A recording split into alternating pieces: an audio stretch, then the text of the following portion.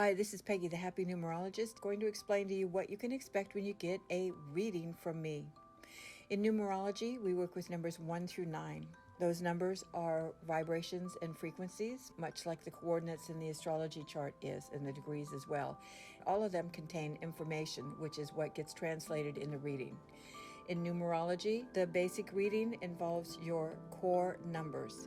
These are based on your birth date and the letters in your birth name. They show you what talents and skills you have come here to unfold and to experience, as well as the circumstances and influences that you have possibly with them, and challenges, which are actually opportunities in disguise. Those challenges, they're like knots in a rope. While they may anger and frustrate and irritate you, when you get it untangled, you are a better person for it, and you are dealing with people in a much more authentic and real manner. You also have what's called the heart's desire or soul urge, and this is what motivates you. Is it to be your best? Is it to help others? Is it to learn more about what the reason you're here is? And then you have the personality, which is what is the vibration that you send out to people? How do you present yourself to people? And this is going to, of course, determine what you get back from others. Are you being authentic? The more authentic you are, the more real your communication and honest and direct is going to be. And then there is destiny, another core number that is also known as the power years. And this is what's the culmination of these other core numbers. Now for me, I like to see how they interact with each other. Are they compatible? Are they at odds with each other? Are there more challenges and opportunities there? As well as looking at how the personal year from year to year, right now we're in 2022, the years shift next January to another vibration. We're going to talk about this in a minute. How does your personal year figure in to your core numbers? Does it match any of them? Is it compatible with any of them?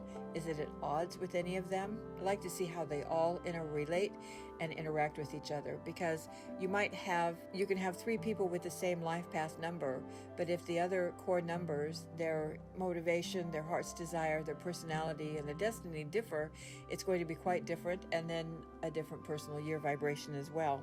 When people come away from a reading, most often they have got clarity. They now know the decision that they were trying to figure out what to make. They get clarity, they get insight, they get a clear vision of the ideas and how they want to progress. With any true reading, it is not predictive. You have the answers. So let's talk about how this works. We'll take a look at each one of your life paths for 2022. It's halfway over, so you've got a good gauge to go with. The life path is taken from your birth date, and I'm going to have you just add across the board all the numbers in your month, day, and year.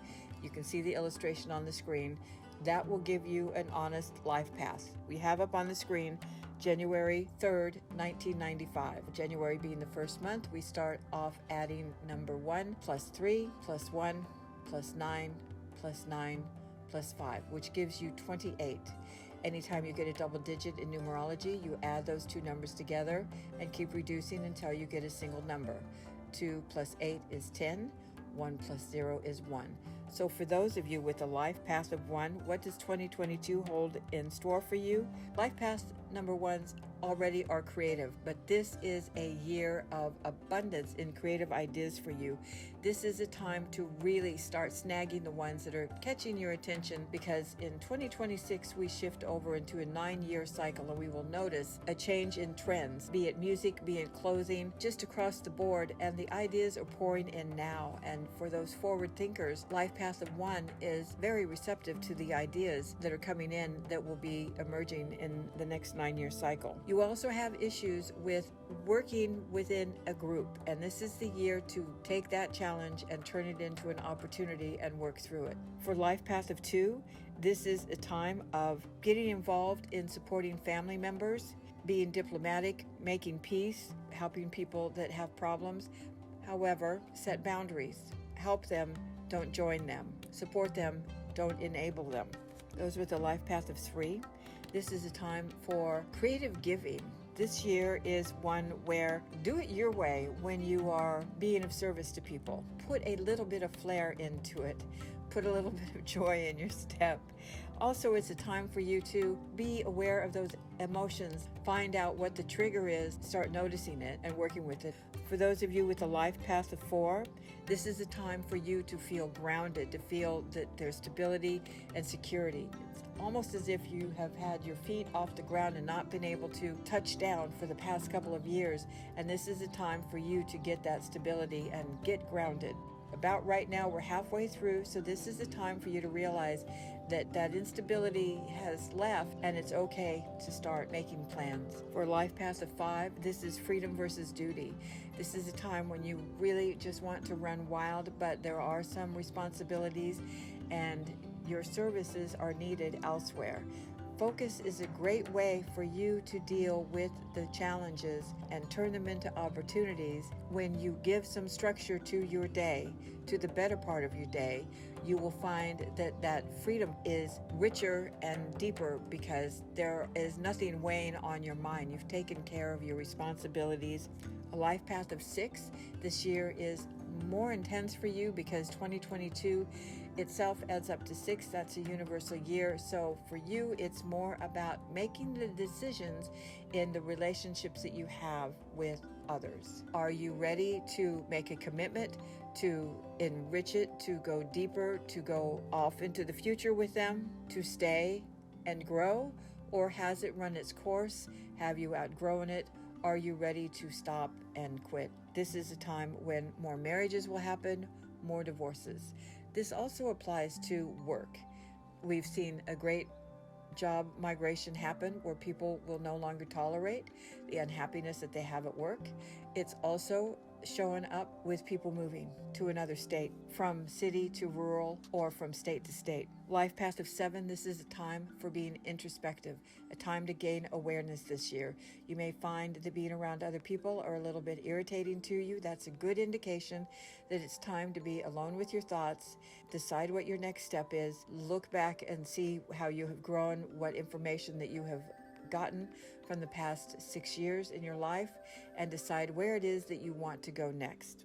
Life path of 8, this is your year for recognizing your power, for utilizing it in the best way for yourself and for others that you work with and live with. It's learning that it's not what others are doing that direct how you behave.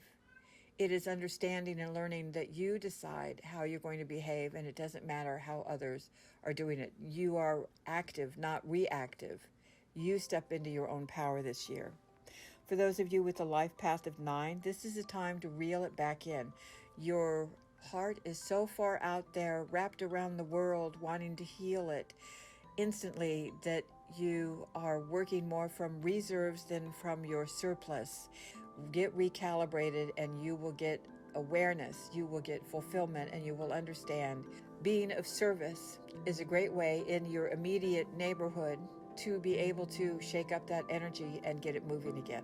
Now, if you would like to get a personal reading from me, I will be appearing at the Kava Bar this Sunday, May 29th from 12 to 3 p.m. That's located in Old World in Huntington Beach, and on subsequent Sundays, except for the first Sunday in every month, through the rest of the year. I hope to see you there, and you can always email me at thehappynumerologist@gmail.com or connect with me on Facebook.